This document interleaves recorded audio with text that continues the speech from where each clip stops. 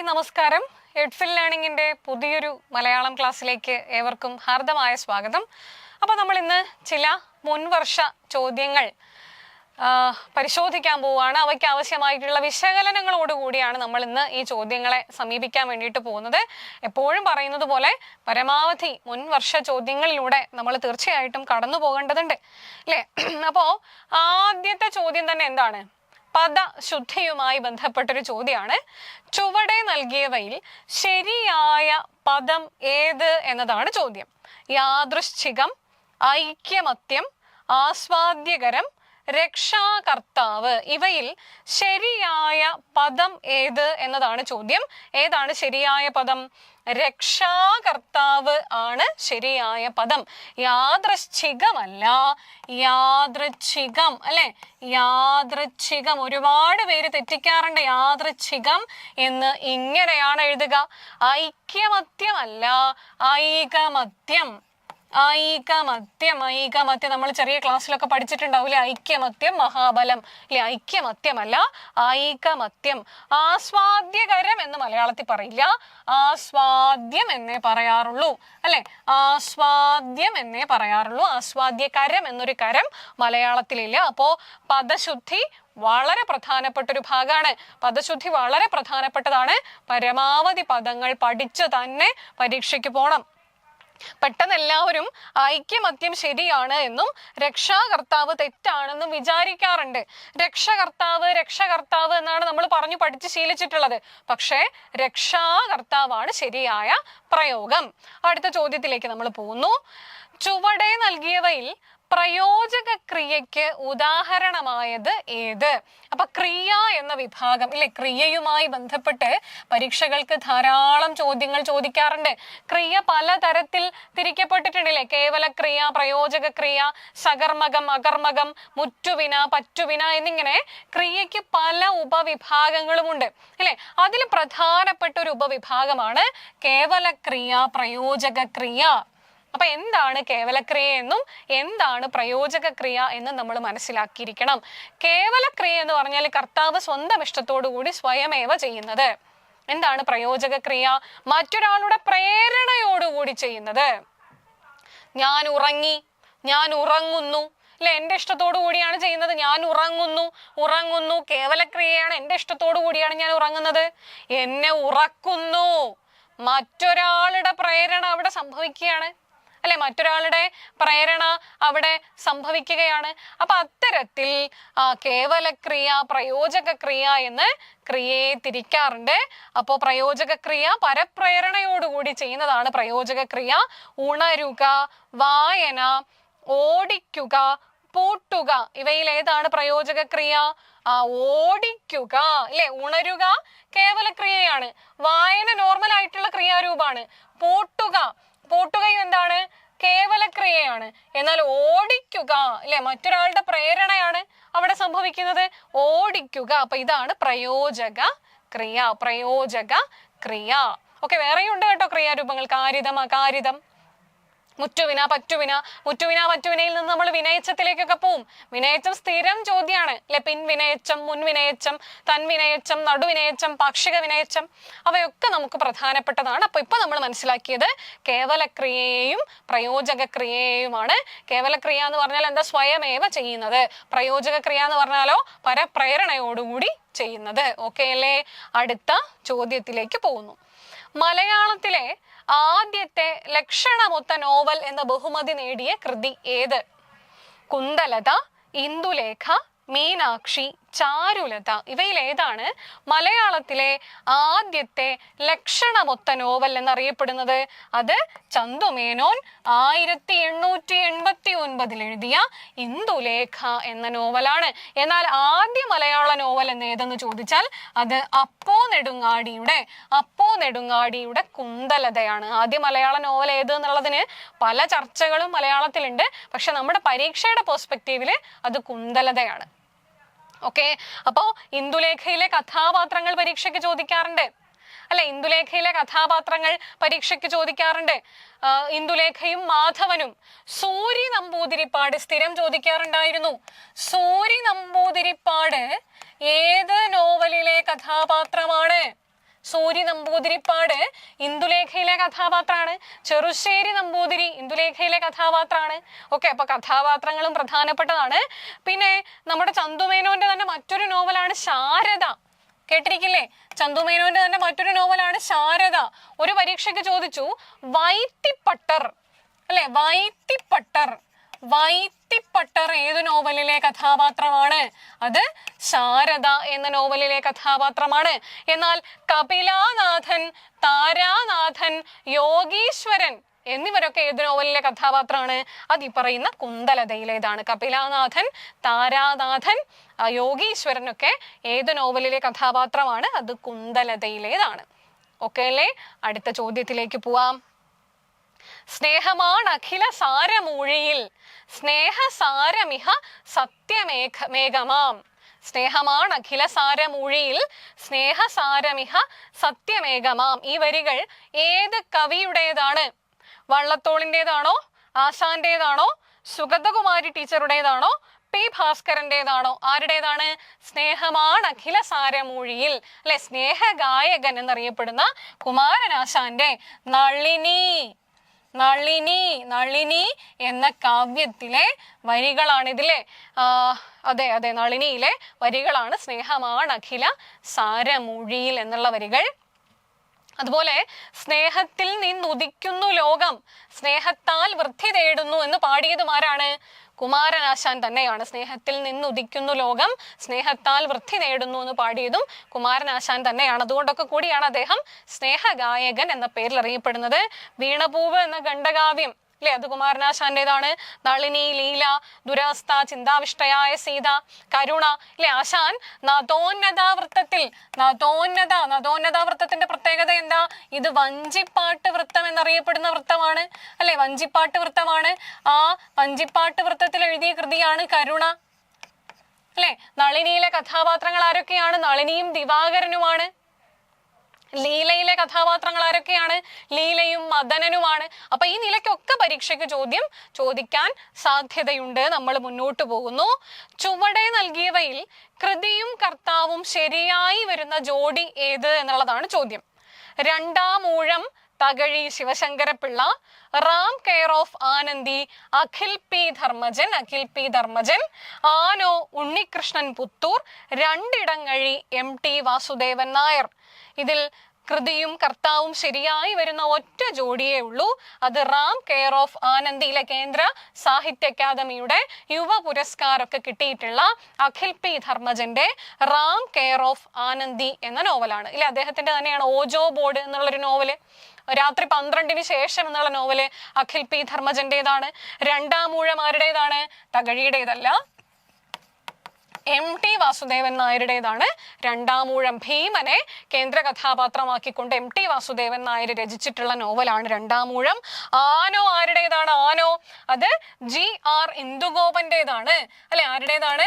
GR ഇന്ദുഗോപന്റേതാണ്. 2024 Kerala സാഹിത്യ academy award കിട്ടിയിട്ടുള്ള കൃതിയാണ് ഈ പറയുന്ന ആനോ. അത് GR ഇന്ദുഗോപന്റേതാണ്. രണ്ടിടങ്ങഴി ആരുടേതാണ്? തകഴിയുടേതാണ്. രണ്ടിടങ്ങഴി എന്ന നോവൽ തകഴിയുടേതാണ്. രണ്ടിടങ്ങഴിയും തോട്ടിയുടെ മകനും ഒക്കെ തകഴിയുടെ നോവലുകളാണ്. ഓക്കെ അല്ലേ? മുന്നോട്ട് പോവാം. നിങ്ങളെ കൊത്തിയാലും ചോരല്ലേ ചൊവ്വറ്, നാങ്കളെ കൊത്തിയാലും ചോരല്ലേ ചൊവ്വറ്, പിന്നെന്തേ ചൊവ്വറ് കുലം പിശകുന്ന്, തീണ്ടിക്കൊണ്ടല്ലേ കുലം പിശകുന്ന്. ഈ വരികൾ ഏത് പാട്ടുവിഭാഗത്തിൽ പെടുന്നു? ഇതും റയർ ആയിട്ടുള്ള ഒരു ചോദ്യമായിരുന്നു അല്ലെ. ഏത് പാട്ടുവിഭാഗത്തിൽ ഉൾപ്പെടുന്നു? കുറത്തിപ്പാട്ടാണോ, പുള്ളുവൻ പാട്ടാണോ, തോറ്റം പാട്ടാണോ, വഞ്ചിപ്പാട്ടാണോ? ഇത് തെയ്യവുമായി ബന്ധപ്പെട്ട അല്ലെ, ഉത്തര കേരളത്തിലെ തോറ്റം പാട്ടിൽ എന്ന പാട്ടുവിഭാഗത്തിൽ ഉൾപ്പെടുന്ന ഒരു പാട്ടാണ് നീങ്കളെ കൊത്തിയാലും ചോരല്ലേ ചൊവ്വറ് എന്നത്. തോറ്റം പാട്ട് എന്ന വിഭാഗത്തിൽ ഉൾപ്പെടുന്ന ഒരു പാട്ടാണ്. ഓക്കെ, മുന്നോട്ട് പോവാം. അവർ എന്ന പദം ശരിയായി സന്ധി ചേർത്ത് എഴുതുന്നത് എങ്ങനെ? അവ അർ എന്നാണോ, ആ അർ എന്നാണോ, ആ വർ എന്നാണോ, അവ ഇർ എന്നാണോ? ഇല്ലേ, അവ അധികം അർ എന്നാണോ, ആ അധികം അർ എന്നാണോ, ആ അധികം വർ എന്നാണോ, അവ അധികം ഇർ എന്നാണോ? എങ്ങനെയാണ് അവർ എന്നതിനെ നമുക്ക് പിരിക്കാൻ പറ്റുന്നത്? ആ അധികം അർ അല്ലെ, ആ അധികം അർ, ഒരു നിയമമുണ്ട് അല്ലെ, സന്ധിയുമായി ബന്ധപ്പെട്ടൊരു നിയമം. രണ്ട് സ്വരങ്ങൾ തമ്മിൽ ചേരാൻ വേണ്ടിയിട്ട് സമ്മതിക്കില്ല. രണ്ട് സ്വരങ്ങൾ ചേരുന്നൊരു സാഹചര്യം ഉണ്ടായിട്ടുണ്ടെങ്കിൽ അവിടെ പുതിയതായ ഒരാൾ വന്നു ചേരും അല്ലെ.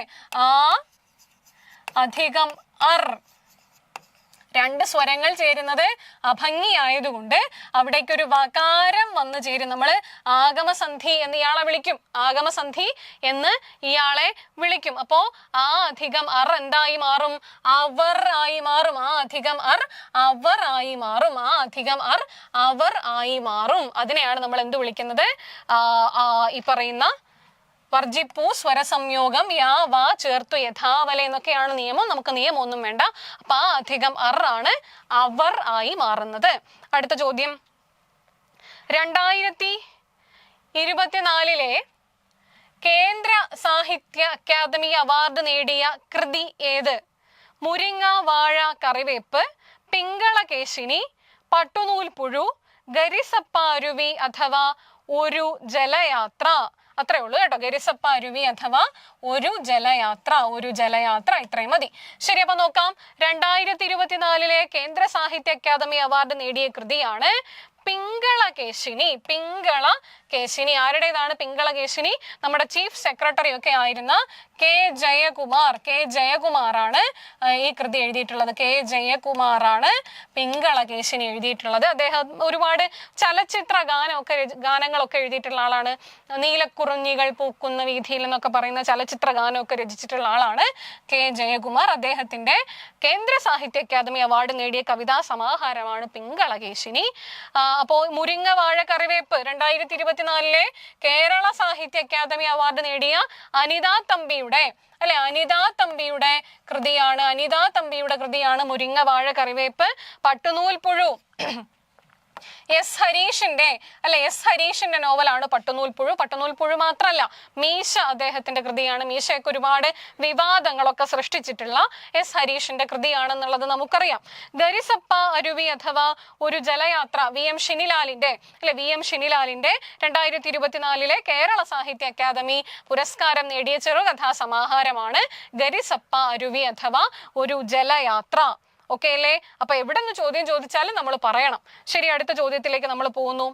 താഴെ നൽകിയവയിൽ പ്രതിഗ്രാഹിക വിഭക്തി ചേർന്ന പദത്തിന് ഉദാഹരണം ഏത്? നളിനിയുടെ, നളിനിയോട്, നളിനിയാൽ, നളിനിയെ. അപ്പോ വിഭക്തി പ്രത്യയങ്ങളെ മനസ്സിലാക്കിയിരിക്കണം. നമ്മളൊരു കോഡ് ഉപയോഗിച്ച് പഠിക്കും അല്ലെ. നിപ്രസം, ഉപ്രസം, ആ എന്നതാണ് കോഡ് അല്ലെ. അപ്പൊ ഒന്നാമത്തേത് ആരാണ്? നിർദ്ദേശിക. നിർദ്ദേശികയ്ക്ക് പ്രത്യയം ഉണ്ടോ? നിർദ്ദേശികയ്ക്ക് പ്രത്യയമില്ല. രണ്ടാമത്തെ ആളാരാണ്? പ്രതിഗ്രാഹിക. പ്രതിഗ്രാഹികയുടെ പ്രത്യയം എ. മൂന്നാമത്തെ ആളാരാണ്? സംയോജിക. സംയോജികയുടെ പ്രത്യയം ആരാണ്? ചോദ്യം മാറിപ്പോ. സംയോജികയുടെ പ്രത്യയം ആരാണ്? സംയോജികയുടെ പ്രത്യയം ഓട് എന്നതാണ്. അടുത്ത ആളാരാണ്? ഉദ്ദേശിക അല്ലെ. നിപ്രസം, ഉപ്രസം, ആയതാണ്. അപ്പൊ ഉദ്ദേശികയ്ക്ക് ഇക്ക്, ന് തുടങ്ങിയവയാണ് പ്രത്യയങ്ങൾ. അടുത്തയാള് പ്രയോജികയാണ് അല്ലെ. പ്രയോജികയുടെ പ്രത്യയം ആലാണ്. അപ്പൊ എല്ലാ വിഭക്തികളുടെയും പ്രത്യയങ്ങൾ നിർബന്ധമായും പഠിച്ചിരിക്കണം. പ്രയോജികയുടെ പ്രത്യയം ആലാണ്. അടുത്തത് സംബന്ധികയാണ്. സംബന്ധികയുടെ പ്രത്യയം ഇന്റെ, ഉഡേ എന്നതാണ് സംബന്ധികയുടെ പ്രത്യയം. അവസാനത്തെ ആളാരാണ്? ആധാരിക. ആധാരികയുടെ പ്രത്യയങ്ങൾ ഇൽ, കൽ തുടങ്ങിയവയാണ്. അപ്പൊ നോക്കൂ, നിർദ്ദേശികയ്ക്ക് പ്രത്യയമില്ല. സീതാരാമൻ കാട്ടിൽ പോയി എന്നൊക്കെ പറയുമ്പോൾ രാമൻ, അവിടെ പ്രത്യേകിച്ച് പ്രത്യയമൊന്നുമില്ല. പ്രതിഗ്രാഹിക അല്ലെ, നമ്മുടെ ചോദ്യം തന്നെ പ്രതിഗ്രാഹികയാണ്. പ്രതിഗ്രാഹിക രാമനെ, സീതയെ എന്നൊക്കെ നമ്മൾ പറയാറില്ലേ. രാമനെ കണ്ടു, സീതയെ കണ്ടു എന്നൊക്കെ പറയാറില്ലേ. രാമനെ, സീതയെ എന്നൊക്കെ പറയുന്ന ഏ പ്രത്യയമാണ് പ്രതിഗ്രാഹികയുടെ പ്രത്യയം. സംയോജിക രാമനോട്, സീതയോട് പറഞ്ഞു അല്ലെ? അപ്പൊ ഓട് എന്നതാണ് സംയോജികയുടെ പ്രത്യയം. ഉദ്ദേശികയുടെ പ്രത്യയം ഇക്ക്, ന് തുടങ്ങിയവയാണ്. രാമന്, സീതയ്ക്ക് എന്നൊക്കെ നമ്മൾ പറയാറില്ലേ, അതാണ് ഉദ്ദേശിക വിഭക്തി. പ്രയോജിക, രാമനാൽ കൊല്ലപ്പെട്ടു, സീതയാൽ കൊല്ലപ്പെട്ടു എന്നൊക്കെ നമ്മൾ പറയുമ്പോൾ ആൽ എന്ന പ്രത്യയം ഉപയോഗിക്കാറുണ്ട്. അതാണ് പ്രയോജികയുടെ പ്രത്യയം. മറ്റൊന്ന് സംബന്ധികയാണ്, അല്ലെ? രാമന്റെ പുസ്തകം, സീതയുടെ പുസ്തകം എന്നൊക്കെ നമ്മൾ പറയാറില്ലേ. ഇന്റെ, ഉടെ എന്നിവയാണ് സംബന്ധികയുടെ പ്രത്യയങ്ങൾ. മറ്റൊരാള് ആധാരികയാണ്, അല്ലെ? ഇൽക്കൽ, പഠിക്കൽ, വാതിൽക്കൽ എന്നൊക്കെ നമ്മൾ പറയാറില്ലേ, അത് തന്നെ ഇൽക്കൽ തുടങ്ങിയവയാണ് ആധാരികയുടെ പ്രത്യയങ്ങൾ. അപ്പൊ നമ്മുടെ ചോദ്യം എന്തായിരുന്നു? താഴെ നൽകിയവയിൽ പ്രതിഗ്രാഹിക വിഭക്തി ചേർന്ന പദത്തിന് ഉദാഹരണമാണ് നളിനിയെ. നളിനിയെ, നളിനിയാൽ എന്താണ്? പ്രയോജികയാണ്. നളിനിയോട് സംയോജികയാണ്. നളിനി ഉടെ, നളിനിയുടെ സംബന്ധികയാണ്. അടുത്ത ചോദ്യത്തിലേക്ക് പോവാം. ഇതാ അടുത്ത ചോദ്യം. ചുവടെ നൽകിയവയിൽ ചൊട്ടയിലെ ശീലം ചുടല വരെ എന്ന പഴഞ്ചൊല്ലിന്റെ ആശയവുമായി യോജിക്കുന്ന വരികൾ ഏതാണ്? ചുവടെ നൽകിയവയിൽ ചൊട്ടയിലെ ശീലം ചുടല വരെ എന്ന പഴഞ്ചൊല്ലിന്റെ ആശയവുമായി യോജിക്കുന്ന വരികൾ ഏതാണ്? ചെറുപ്പകാലങ്ങളിലുള്ള ശീലം മറക്കുമോ മാനുഷനുള്ള കാലം. ഈ ശീലം വേണ്ട കേട്ടോ. ശരി. താൻ നിരന്തരം ചെയ്യുന്ന കർമ്മങ്ങൾ, അങ്ങനെയാണ്. താൻ നിരന്തരം ചെയ്യുന്ന കർമ്മങ്ങൾ, അങ്ങനെയാണ്. താൻ അനുഭവിച്ചിടുകെന്നേ വരൂ, മുമ്പേ ഗമിച്ചീടിന ഗോവു തന്റെ പിമ്പേ ഗമിക്കും ബഹുഗോക്കളെല്ലാം, മുല്ലപ്പൂമ്പൊടി ഏറ്റുകിടക്കും കല്ലിനുമുണ്ടാം ഒരു സൗരഭ്യം. അപ്പോ ചുവടെ നൽകിയിരിക്കുന്നവയിൽ ചൊട്ടയിലെ ശീലം ചുടല വരെ, അല്ലെ? കുഞ്ഞുകാലങ്ങളിൽ നമ്മൾക്കുള്ള ശീലം നമ്മുടെ അവസാന കാലം, അല്ലെ, മരണത്തോടടുക്കും വരെ നമ്മുടെ ശീലമായിട്ട് തന്നെ തുടരും എന്ന് പറയുന്ന ഒരു പഴഞ്ചൊല്ലാണ്. അതിന് സമാനമായിട്ടുള്ള വരികൾ ഏതെന്നുള്ളതാണ് ചോദ്യം. ഇത് തന്നെ, ചെറുപ്പകാലങ്ങളിലുള്ള ശീലം മറക്കുമോ മാനുഷനുള്ള കാലം, അതാണ് ശരിയായ ഉത്തരം. മറ്റുള്ളവ ഇതിന് യോജിക്കുന്ന വരികൾ അല്ല. ഓക്കെ, മുന്നോട്ട് പോവാം. ഒരു കണ്ണീർക്കണം മറ്റുള്ളവർക്കായി ഞാൻ പൊഴിക്കവേ, ഉദിക്കയാൺ എന്നാത്മാവിൽ 1000 സൗരമണ്ഡലം. അല്ലെ? ഒരു കണ്ണീർക്കണം മറ്റുള്ളവർക്കായി ഞാൻ പൊഴിക്കവേ, ഉദിക്കയാൺ എന്നാത്മാവിൽ 1000 സൗരമണ്ഡലം. ഈ വരികൾ ഏത് കവിതയിലേതാണ്?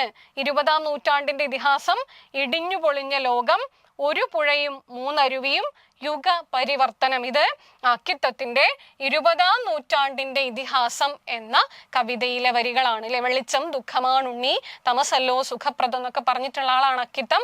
അക്കിത്തത്തിന്റെ 20-ാം നൂറ്റാണ്ടിന്റെ ഇതിഹാസം എന്ന കവിതയിലെ വരികളാണ് ഒരു കണ്ണീർ കണം മറ്റുള്ളവർക്കായി ഞാൻ പൊഴിക്കവേ, ഉദിക്കയാൺ എന്നാത്മാവിൽ 1000 സൗരമണ്ഡലം എന്നുള്ള വരികൾ അക്കിത്തത്തിന്റെ 20-ാം നൂറ്റാണ്ടിന്റെ ഇതിഹാസം എന്ന കവിതയിലെ വരികളാണ്. ഓക്കെ, അപ്പോ നമ്മൾ അടുത്ത ചോദ്യത്തിലേക്ക് പോവുകയാണ്. പ്രകാരം എന്ന വ്യാകരണ ഭാഗവുമായി ബന്ധപ്പെട്ട ചോദ്യമാണ്. അപ്പൊ പ്രകാരങ്ങളെ നമ്മൾ അറിഞ്ഞിരിക്കണം, അല്ലെ? നിർദ്ദേശകം, ആദ്യത്തെ പ്രകാരം, അല്ലെ? നിർദ്ദേശകത്തിന് പ്രത്യയം വല്ലതും ഉണ്ടോ? ഇല്ല, നിർദ്ദേശകത്തിന് പ്രത്യയം ഒന്നുമില്ല. രണ്ടാമത് നമ്മൾ പഠിക്കും നിയോജകമാണ് നമ്മുടെ ചോദ്യം. നിയോജകത്തിന്റെ പ്രത്യയം ഏതാണ്? അട്ടെ എന്നുള്ളതാണ് നിയോജകത്തിന്റെ പ്രത്യയം. പിന്നെ നമ്മൾ പഠിക്കും വിധായകം, അല്ലെ? വിധായകത്തിന്റെ പ്രത്യയം എന്താണ്? അണം എന്നതാണ്. പിന്നെ നമ്മൾ പഠിക്കും അനുജ്ഞായകത്തിന്റെ പ്രത്യയം ഏതാണ്? ആം എന്നതാണ്. അപ്പൊ ഇത്രയും പ്രകാരങ്ങളെയും അവയുടെ പ്രത്യയങ്ങളെയും നമ്മൾ നിർബന്ധമായും അറിഞ്ഞിരിക്കണം. നിർദ്ദേശകത്തിന് പ്രത്യയമില്ല, നിയോജകം അട്ടെ പ്രത്യയമായി വരുന്നു, വിധായകത്തിന്റെ പ്രത്യയം അണമാണ്. ഈ വിധായകം ഒരുപാട് പരീക്ഷകൾക്ക് ചോദിച്ചിട്ടുള്ളതുമാണ്. അനുജ്ഞായകത്തിന്റെ പ്രത്യയമാണ് ആം. അപ്പൊ നമുക്ക് നോക്കാം. സുമിത്ര പാടട്ടെ, നീ നന്നായി പഠിക്കണം, ബാബുവിന് പോകാം, കുട്ടികൾ കളിക്കുന്നു. പ്രത്യയങ്ങൾ നോക്കൂ. അപ്പൊ നിയോജക പ്രകാരം അട്ടെ പ്രത്യയമായി വരുന്നു. അത് ഓപ്ഷൻ എ ആണ്. സുമിത്ര പാടട്ടെ. നീ നന്നായി പഠിക്കണം, അല്ലെ? നന്നായി പഠിക്കണം, അത് വിധായക പ്രകാരത്തിന് ഉദാഹരണമാണ്. ബാബുവിന് പോകാം, ആം, അനുജ്ഞായക പ്രകാരത്തിന് ഉദാഹരണമാണ്. കുട്ടികൾ കളിക്കുന്നു, നിർദ്ദേശക പ്രകാരം. പ്രത്യയങ്ങളൊന്നും പ്രത്യേകിച്ച് അവിടെ ഇല്ല. നമ്മൾ അടുത്ത ചോദ്യത്തിലേക്ക് കടക്കുന്നു. MT വാസുദേവൻ നായരും NP മുഹമ്മദും ചേർന്ന് എഴുതിയ നോവലേത്? അറബിപ്പൊന്ന്, ദൈവത്തിന്റെ കണ്ണ്, നവഗ്രഹങ്ങളുടെ തടവറ, അമാവാസി. ഇവയിൽ ഏതാണ് MT വാസുദേവൻ നായരും NP മുഹമ്മദും ചേർന്ന് എഴുതിയ കൃതി? അത് അറബിപ്പൊന്ന് ആണ്. അറബിപ്പൊന്നാണ്. അപ്പൊ നവഗ്രഹങ്ങളുടെ തടവറ സേതുവും പുനത്തിൽ കുഞ്ഞബ്ദുള്ളയും, അല്ലെ, സേതുവും പുനത്തിൽ കുഞ്ഞബ്ദുള്ളയും ചേർന്ന് എഴുതിയ നോവലാണ് നവഗ്രഹങ്ങളുടെ തടവറ. മാധവിക്കുട്ടിയും KL മോഹനവർമ്മയും ചേർന്ന് എഴുതിയ നോവലാണ് അമാവാസി. ഇതൊക്കെ പരീക്ഷകൾക്ക് ചോദിച്ചിട്ടുള്ളവയാണ്. മാധവിക്കുട്ടിയും KL മോഹനവർമ്മയും ചേർന്ന് എഴുതിയ കൃതിയാണ് അമാവാസി. ദൈവത്തിന്റെ കണ്ണ് NP മുഹമ്മദിന്റെ നോവലാണ്. NP മുഹമ്മദിന് ഒരു പാരിസ്ഥിതിക പ്രമേയമുള്ള NP മുഹമ്മദിന്റെ കൃതിയാണ് ദൈവത്തിന്റെ കണ്ണ്. ഒരുപാട് ശ്രദ്ധിക്കപ്പെട്ടിട്ടുള്ള കൃതിയാണ് ദൈവത്തിന്റെ കണ്ണ്. അപ്പോ MT വാസുദേവൻ നായരും NP മുഹമ്മദും ചേർന്ന് എഴുതിയ നോവൽ ഏതാണെന്ന് ചോദിച്ചാൽ അത് അറബിപ്പൊന്നാണ്. നവഗ്രഹങ്ങളുടെ തടവറ സേതുവും പുനത്തിൽ കുഞ്ഞബ്ദുള്ളയും, അമാവാസി മാധവിക്കുട്ടിയും KL മോഹനവർമ്മയും. ഓർക്കുമല്ലോ. അടുത്ത ചോദ്യം ഇതാ നോക്കൂ. ബുദ്ധിമുട്ട് സഹിക്കാതെ നേട്ടമുണ്ടാക്കുക എന്ന അർത്ഥത്തിൽ പ്രയോഗിക്കുന്ന പഴഞ്ചൊല്ല് ഏത്? പറയാറുണ്ടല്ലേ നമ്മള്. ശൈലിയും പഴഞ്ചൊല്ലും നമ്മുടെ സ്ഥിരം ചോദ്യ മാതൃകയാണ്. ഉറപ്പായിട്ട് 1-2 ചോദ്യങ്ങൾ ആ ഒരു ഭാഗത്ത് നിന്നുണ്ടാവും. ബുദ്ധിമുട്ട് സഹിക്കാതെ നേട്ടമുണ്ടാക്കുക എന്ന അർത്ഥത്തിൽ പ്രയോഗിക്കുന്ന ചൊല്ല് ഏതാണ്? കൈ നനയാതെ മീൻ പിടിക്കുക, ഇരിക്കുന്നതിന് മുൻപേ കാൽ നീട്ടുക, വറുക്കും മുൻപേ കുറിക്കാൻ മോഹം, മുമ്പിൽ വന്നാൽ മുമ്പിൽ തിന്നാം. പ്രകടമാണ്. നമുക്ക് വലിയ പ്രയാസമൊന്നുമില്ല. ബുദ്ധിമുട്ടൊന്നും സഹിക്കാതെ, കൈ ഒന്നും നനയാതെ നേട്ടം ഉണ്ടാക്കുക, മീൻ പിടിക്കുക. അല്ലെ, ശരിയായ ഉത്തരം ഓപ്ഷൻ A ആണ്. ശരിയായ ഉത്തരം ഓപ്ഷൻ A ആണ്. ക്ലിയർ അല്ലേ? അടുത്ത ചോദ്യം. ചുവടെ നൽകിയവയിൽ ശരിയായ വാക്യം ഏതാണ്? അപ്പൊ വാക്യശുദ്ധി, അല്ലെ, വാക്യശുദ്ധിയുടെ ചോദ്യമാണ്. പ്രശ്നം പരിഹരിക്കാൻ മറ്റു വേറെ മാർഗമില്ല, ഗീതയും ബാബുവും ഒരേ ക്ലാസുകളിൽ പഠിക്കുന്നു, സ്വയം ആത്മപ്രശംസ നടത്തുന്നവർ സ്വയം പരിഹാസ്യരാവുന്നു, ആശാനും ഉള്ളൂരും സമകാലികർ ആയിരുന്നു. അപ്പൊ ഇവയിൽ ഏതാണ് ശരിയായ വാക്യം? അപ്പൊ ഒറ്റ വാക്യം മാത്രമാണ് ഇവിടെ ശരിയായിട്ടുള്ളത്. ബാക്കിയെല്ലാം അശുദ്ധിയുള്ള, അല്ലെ, വാക്യശുദ്ധിയുടെ പ്രശ്നമുള്ള വാക്യങ്ങളാണ്. നോക്കാം, ഓരോന്നായിട്ട് നോക്കാം. പ്രശ്നം പരിഹരിക്കാൻ മറ്റു വേറെ മാർഗമില്ല. എടാ, ഇത് രണ്ടും ഒരേ അർത്ഥമാണ്. ഒന്നുകിൽ പറയണം പ്രശ്നം പരിഹരിക്കാൻ മറ്റു മാർഗമില്ല എന്ന് പറയണം, അല്ലെങ്കിൽ പറയണം പ്രശ്നം പരിഹരിക്കാൻ വേറെ മാർഗമില്ല എന്ന് പറയണം. ഈ മറ്റ്, വേറെ തുടങ്ങിയ പദങ്ങൾ ഒരേ അർത്ഥമുള്ള, ഒരേ അർത്ഥത്തിൽ പ്രയോഗിക്കുന്ന പദങ്ങളാണ്. അങ്ങനെ പ്രയോഗിച്ചാൽ നമ്മൾ പറയും പൗനരുക്ത്യം, അല്ലെ, പൗനരുക്ത്യം എന്ന വാക്യദോഷമാണ് ഇവിടെ സംഭവിച്ചിരിക്കുന്നത് നമ്മൾ പറയും. ക്ലിയർ അല്ലേ? അടുത്തത് നോക്കൂ. ഗീതയും ബാബുവും ഒരേ ക്ലാസ്സുകളിൽ പഠിക്കുന്നു. ഒരേ ക്ലാസ്സുകളിൽ എന്ന് പറയേണ്ട ആവശ്യമില്ല, ഒരേ ക്ലാസ്സിൽ എന്ന് പറഞ്ഞാൽ മതി. ഒരേ ക്ലാസ്സിൽ എന്ന് പറഞ്ഞാൽ മതി, അല്ലേ? 4 തേങ്ങകൾ എന്ന് പറയേണ്ടതില്ല. 4 തേങ്ങകൾ എന്ന് പറയണ്ട, 4 തേങ്ങ എന്ന് പറഞ്ഞാൽ മതി. 1000 രൂപകൾ എന്ന് പറയേണ്ട ആവശ്യമില്ല, 1000 രൂപ എന്ന് പറഞ്ഞാൽ മതി. അല്ലെ, സംഖ്യാവിശേഷണം ചേർന്നാൽ ക്ലീബേ വേണ്ട ബഹുക്കുറി എന്ന് കേരളവാണിനി പറയും. അത്രയും ഡീറ്റെയിൽ ആയിട്ടൊന്നും നമുക്ക് വേണ്ട. അതായത് നപുംസകലിംഗ ശബ്ദങ്ങളെ സംഖ്യ കൊണ്ട് വിശേഷിപ്പിക്കുകയാണെങ്കിൽ അവിടെ ബഹുവചന പ്രത്യയം ചേർക്കേണ്ട ആവശ്യമില്ല എന്നാണ് കേരളവാണിനി പറഞ്ഞിരിക്കുന്നത്. അതുകൊണ്ട് ഒരേ ക്ലാസ്സുകളിൽ എന്ന് വേണ്ട, ഒരേ ക്ലാസ്സിൽ എന്ന് പറഞ്ഞാൽ മതി. ഗീതയും ബാബുവും ഒരേ ക്ലാസ്സിൽ പഠിക്കുന്നു എന്ന് മാത്രം പറഞ്ഞാൽ മതി. ഓക്കെ, അപ്പൊ അതാണ് അവിടുത്തെ പ്രശ്നം. സി നോക്കൂ. സ്വയം ആത്മപ്രശംസ നടത്തുന്നവർ സ്വയം പരിഹാസ്യരാവുന്നു. എടാ, ആത്മപ്രശംസ എന്നുള്ളതിലെ ആത്മം എന്ന വാക്കിന്റെ അർത്ഥം തന്നെ സ്വയം എന്നാണല്ലോ. അപ്പൊ സ്വയം പ്രശംസ എന്നായി പോവില്ലേ? അല്ലെ? അപ്പൊ ഈ സ്വയത്തിന്റെ ആവശ്യം ഇവിടെ ഉണ്ടോ? ഇവിടെയും പൗനരുക്തമല്ലേ, ഇവിടെയും ആവർത്തനമല്ലേ സംഭവിച്ചിരിക്കുന്നത്. അപ്പോ നമുക്ക് എന്ത് മതി? ആത്മപ്രശംസ നടത്തുന്നവർ സ്വയം പരിഹാസ്യരാവുന്നു എന്ന് മതി, അല്ലെങ്കിൽ ആത്മപ്രശംസ നടത്തുന്നവർ പരിഹാസ്യരാവുന്നു എന്ന് മതി. അല്ലാതെ ഈ ഒരേ അർത്ഥമുള്ള വാക്കുകളെ നമ്മൾ ആവർത്തിക്കേണ്ട ആവശ്യമില്ല. സ്വയം, ആത്മം ഒക്കെ സമാന അർത്ഥത്തിൽ നമ്മൾ ഉപയോഗിക്കുന്ന പദങ്ങളാണ്. സോ അതും തെറ്റായി മാറുന്നു. ഓപ്ഷൻ ഡി ആണ് ശരി. ആശാനും ഉള്ളൂരും സമകാലികർ ആയിരുന്നു. ഇത് ശരിയായ ഓപ്ഷനാണ്. അപ്പോൾ ഉത്തരം മനസ്സിലായില്ലേ? എങ്ങനെയാണ് അത് ശരിയായ വാക്യവും മറ്റുള്ളവ തെറ്റായ വാക്യങ്ങളുമായതെന്ന് ക്ലിയർ ആയില്ലേ? അടുത്ത ചോദ്യത്തിലേക്ക് പോവാം. നിജസ്ഥിതി മനസ്സിലാക്കാതെ പ്രവർത്തിക്കുക എന്ന അർത്ഥത്തിൽ പ്രയോഗിക്കുന്ന ശൈലി ഏത്? നിജസ്ഥിതി മനസ്സിലാക്കാതെ പ്രവർത്തിക്കുക, അല്ലെ? ശരിയായ സ്ഥിതി, നിജസ്ഥിതി എന്ന് പറഞ്ഞാല് സത്യം അല്ലെങ്കിൽ ശരിയായ സ്ഥിതി മനസ്സിലാക്കാതെ പ്രവർത്തിക്കുക എന്ന അർത്ഥത്തിൽ പ്രയോഗിക്കുന്ന ശൈലി ഏത്? കഥയറിയാതെ ആട്ടം കാണുക, തേടിയ വള്ളി കാലിൽ ചുറ്റുക, ശർക്കരക്കുടത്തിൽ കൈയിടുക, വീണത് വിദ്യയാക്കുക. ഇതിലേതാണ് നിജസ്ഥിതി മനസ്സിലാക്കാതെ പ്രവർത്തിക്കുക എന്ന അർത്ഥത്തിൽ പ്രയോഗിക്കുന്ന ശൈലി? ഏതാണ്? കഥയറിയാതെ ആട്ടം കാണുക, എന്താണ് സംഭവിക്കുന്നത് എന്നറിയാതെ കണ്ടു നിൽക്കുക, നിജസ്ഥിതി മനസ്സിലാക്കാതെ പ്രവർത്തിക്കുക എന്നുള്ളത് ഈ പറയുന്ന കഥയറിയാതെ ആട്ടം കാണുക എന്നതാണ്. അതാണ് ആ ശൈലി. അടുത്ത ചോദ്യം, മലയാളത്തിലെ ഓർഫ്യൂസ് എന്ന് വിശേഷിപ്പിക്കപ്പെട്ട കവി ആരാണ്? അല്ലെ, സ്നേഹഗായകൻ എന്ന് വിശേഷിപ്പിക്കപ്പെട്ടത് ആശാനാണെന്ന് നമുക്കറിയാം. എന്നാൽ മലയാളത്തിലെ ഓർഫ്യൂസ് എന്ന് വിശേഷിപ്പിക്കപ്പെട്ട കവി ആരാണ്? അത് ചങ്ങമ്പുഴയാണ്. മലയാളത്തിലെ ഓർഫ്യൂസ് എന്ന് വിശേഷിപ്പിക്കപ്പെട്ട കവി ചങ്ങമ്പുഴയാണ്. മലയാളത്തിലെ ഓർഫ്യൂസ് എന്ന് അദ്ദേഹത്തെ വിശേഷിപ്പിച്ചത് ലീലാവതി ടീച്ചറാണ്. കവിതാ സാഹിത്യ ചരിത്രത്തിൽ ലീലാവതി ടീച്ചറാണ് അദ്ദേഹത്തെ അങ്ങനെ വിശേഷിപ്പിച്ചിട്ടുള്ളത്. അടുത്ത നോക്കൂ, അപ്പോൾ നമ്മൾ നേരത്തെ പറഞ്ഞിരുന്നു ഓരോ കൃതികളും അവയിലെ കഥാപാത്രങ്ങളും, കവിതകളായിക്കോട്ടെ നോവലുകളായിക്കോട്ടെ, അവയിലെ പ്രധാനപ്പെട്ട കഥാപാത്രങ്ങൾ നമ്മുടെ പരീക്ഷയ്ക്ക് വളരെ പ്രധാനപ്പെട്ടതാണ്.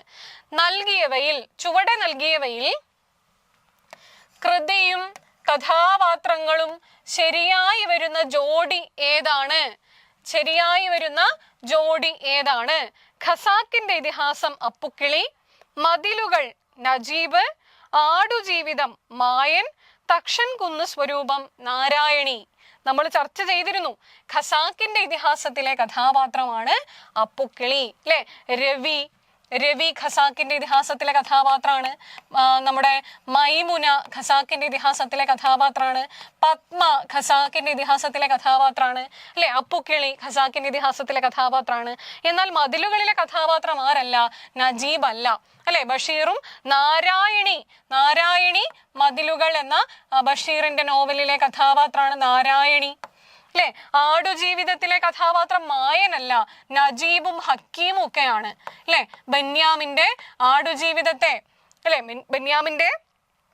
ആടുജീവിതത്തിലെ കഥാപാത്രം നജീബും ഹക്കീമും ഒക്കെയാണ് ആടുജീവിതത്തിലെ കഥാപാത്രങ്ങൾ. ഇനി തക്ഷൻ കുന്നു സ്വരൂപം, അല്ലെ? ആരുടെ നോവലാണ്? UK കുമാരന്റെ നോവലാണ് തക്ഷൻ കുന്നു സ്വരൂപം. അപ്പൊ നമ്മുടെ ശരിയായ ഉത്തരം ഓപ്ഷൻ A ആണ്. ഓക്കെ അല്ലേ? അടുത്ത ചോദ്യത്തിലേക്ക് പോകുന്നു. ധർമ്മപുരാണം എന്ന കൃതി ഏത് സാഹിത്യ വിഭാഗത്തിൽ ഉൾപ്പെടുന്നു എന്നതാണ് ചോദ്യം. നോവൽ, ചെറുകഥ, നാടകം, ആത്മകഥ. ധർമ്മപുരാണം എന്ന കൃതി നോവൽ എന്ന വിഭാഗത്തിൽ പെടുന്നു. ആരാണത് എഴുതിയത്? OV വിജയൻ, അല്ലെ? ഖസാക്കിന്റെ ഇതിഹാസം, ധർമ്മപുരാണം, ഗുരുസാഗരം ഒക്കെ, മധുരം ഗായതി ഒക്കെ OV വിജയന്റെ നോവലുകളാണ്. ഓക്കെ അല്ലേ? അപ്പൊ ധർമ്മപുരാണം എന്ന കൃതി OV വിജയന്റെ നോവലാണ്. വളരെ പ്രധാനപ്പെട്ട കൃതികളിൽ ഒന്നാണ്. ശരി, അടുത്ത ചോദ്യത്തിലേക്ക് പോവാം. ചുവടെ നൽകിയവയിൽ പക്ഷി എന്ന പദത്തിന്റെ പര്യായമായി വരുന്ന ജോഡി ഏത്? അപ്പോ സമാന പദങ്ങൾ, പര്യായ പദങ്ങളൊക്കെ നമുക്ക് വളരെ പ്രധാനപ്പെട്ടവയാണ്. ആകാശം, പക്ഷി, കിണർ, ഇതൊക്കെ സ്ഥിരം പരീക്ഷകൾക്ക് ചോദിക്കാറുള്ളവയാണ്. ചുവടെ നൽകിയവയിൽ പക്ഷി എന്ന പദത്തിന്റെ പര്യായമായി വരുന്ന ജോഡി ഏതാണ്? വിഹഗം, നീഢം പക്ഷിക്കൂട് എന്നാണ് അർത്ഥം. ശകുന്തം, പഞ്ചരം, പതംഗം, പ്രതം, ഖഗം, വിഹഗം. വിഹംഗമല്ല കേട്ടോ, വിഹഗമാണ്. അപ്പൊ ഖഗം, വിഹഗം ഇതാണ് പക്ഷി എന്ന പദത്തിന്റെ പര്യായമായി വരുന്ന ജോഡി. ഖഗം, വിഹഗം എന്നതാണ് പക്ഷി എന്ന പദത്തിന്റെ പര്യായമായി വരുന്ന ജോഡി. ഓക്കെ അല്ലേ? അടുത്ത ചോദ്യത്തിലേക്ക് പോവാം. ഉറൂബ് എന്ന തൂലികാനാമത്തിൽ പ്രശസ്തനായ എഴുത്തുകാരൻ, അല്ലെ? ഉമ്മാച്ചു പോലെയുള്ള നോവലുകളൊക്കെ എഴുതിയിട്ടുള്ള ആളാണ് ഉറൂബ്. ഉറൂബിന്റെ നോവലാണ് സുന്ദരികളും സുന്ദരന്മാരും, അല്ലെ? സുന്ദരികളും സുന്ദരന്മാരും, ഉമ്മാച്ചു പോലുള്ള നോവലുകളൊക്കെ എഴുതിയ ആളാണ് ഉറൂബ്. ഉറൂബിന്റെ ശരിയായ പേര് PC കുട്ടിക്കൃഷ്ണൻ എന്നാണ്, അല്ലെ? PC കുട്ടിക്കൃഷ്ണന്റെ തൂലികാനാമമാണ് ഉറൂബ്. VV അയ്യപ്പന്റെ തൂലികാനാമമാണ് കോവിലൻ. കോവിലൻ കോവിലൻ വി അയ്യപ്പന്റെ തൂലികാനാമമാണ്. പി സച്ചിദാനന്ദൻ ആരാണ്? ആനന്ദ്. ആനന്ദ് എന്ന നോവലിസ്റ്റ് ആണ് പി സച്ചിദാനന്ദൻ എന്ന പേരിൽ അറിയപ്പെടുന്നത്. തിക്കോടിയനാണ് പി കുഞ്ഞനന്ദൻ നായർ. അല്ലെ, തിക്കോടിയനാണ്. തിക്കോടിയന്റെ ശരിയായ പേരാണ് പി കുഞ്ഞനന്ദൻ നായർ. അപ്പോ വി അയ്യപ്പന്റെ തൂലികാനാമമാണ് കോവിലൻ, പി സച്ചിദാനന്ദന്റെ തൂലികാനാമമാണ് ആനന്ദിലെ ആൾക്കൂട്ടത്തിൽ മരുഭൂമികൾ ഉണ്ടാവുന്നത്, മരണ സർട്ടിഫിക്കറ്റ്. ആ നോവലുകളൊക്കെ എഴുതിയിട്ടുള്ള ആളാരാണ്? അദ്ദേഹം ആനന്ദ്. പി കുഞ്ഞനന്ദൻ നായർ തിക്കോടിയൻ. അല്ലെ, തിക്കോടിയന്റെ ശരിയായ പേരാണ് പി കുഞ്ഞനന്ദൻ നായർ. ഓക്കെ അല്ലേ? അടുത്ത ചോദ്യത്തിലേക്ക് പോവാം. ചുവടെ നൽകിയവയിൽ നാമവിശേഷണത്തിന് ഉദാഹരണമായത് ഏത്? അപ്പോ ഭേദകം എന്ന വിഭാഗം, അല്ലെ, ഭേദകം എന്ന വ്യാകരണ വിഭാഗം. ഭേദകം എന്ന വ്യാകരണ വിഭാഗം. ഭേദകം പലതരത്തിലുണ്ട്. അതിൽ പ്രധാനപ്പെട്ട 3 വിഭാഗങ്ങളാണ് നാമവിശേഷണം, ക്രിയാവിശേഷണം, വിശേഷണ വിശേഷണം. അല്ലെ, ഭേദകം എന്ന പദത്തിന്റെ അർത്ഥം തന്നെ എന്താണ്? വിശേഷിപ്പിക്കുന്നതിന് വേണ്ടി ഉപയോഗിക്കുന്നത്. മിടുക്കനായ കുട്ടി, അഴകുള്ള ചക്ക, അല്ലെ, നീലയായ ആകാശം. അപ്പൊ ഇവിടെയെല്ലാം വിശേഷിപ്പിക്കുന്നതിന് വേണ്ടി ചില പദങ്ങൾ നമ്മൾ ഉപയോഗിക്കാറുണ്ട്. അങ്ങനെ നാമത്തെ വിശേഷിപ്പിക്കുന്നത്, ഇല്ലേ, കുതിര എന്ന നാമത്തെ വിശേഷിപ്പിക്കുന്ന ശബ്ദമാണ് വെളുത്ത. അല്ലെ, നടന്നു എന്ന ക്രിയയെ വിശേഷിപ്പിക്കുന്ന ശബ്ദമാണ് വേഗത്തിൽ. അപ്പൊ ഇതെന്താ? ഇത് ക്രിയാവിശേഷണമാണ്, ഇത് നാമവിശേഷണമാണ്. നടന്നുപോയി, മധുരമായി പാടി. അപ്പോ ഇവയിൽ വെളുത്ത കുതിര, അതിൽ വെളുത്ത, അല്ലെ, വെളുത്ത എന്ന ശബ്ദമാണ് നാമവിശേഷണമായി നമ്മൾ ഉപയോഗിക്കുന്നത്. നാമവിശേഷണത്തിന് ഉദാഹരണമാണ് ഓപ്ഷൻ എ. ഓക്കെ അല്ലേ? അടുത്ത ചോദ്യത്തിലേക്ക് പോവാം. ചുവടെ നൽകിയവയിൽ ആത്മകഥാ സാഹിത്യത്തിൽ ഉൾപ്പെടാത്ത കൃതി ഏത്? ജീവിതപാത, കവിയുടെ കാൽപ്പാടുകൾ, അരങ്ങ് കാണാത്ത നടൻ, നല്ല ഹൈമവത ഭൂവിൽ. ഇതിൽ ജീവിതപാത മലയാളത്തിലെ ഏറെ ശ്രദ്ധിക്കപ്പെട്ടിട്ടുള്ള ആത്മകഥയാണ്. അല്ലെ, ചെറുകാട്, ഗോവിന്ദ പിഷാരടിയാണ് ചെറുകാട് എന്ന തൂലികാനാമത്തിൽ അറിയപ്പെടുന്നത്. ചെറുകാടിന്റെ ആത്മകഥയാണ് ജീവിതപാത. കവിയുടെ കാൽപ്പാടുകൾ, പി കുഞ്ഞിരാമൻ നായരുടെ ആത്മകഥയാണ് കവിയുടെ കാൽപ്പാടുകൾ. അരങ്ങു കാണാത്ത നടൻ ആരുടേതാണ്? തിക്കോടിയന്റെ ആത്മകഥയാണ് അരങ്ങു കാണാത്ത നടൻ. എന്നാൽ നല്ല ഹൈമവത ഭൂവിൽ എന്താണ്? ഒരു യാത്രാ വിവരണ കൃതിയാണ്. ആരുടേതാണ്?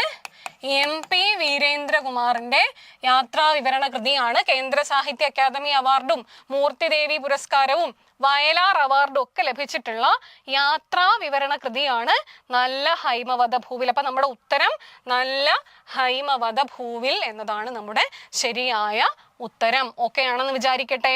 അടുത്ത ചോദ്യത്തിലേക്ക് നമ്മൾ പോകുന്നു. പൊന്മുട്ടയിടുന്ന താറാവിനെ കൊല്ലുക.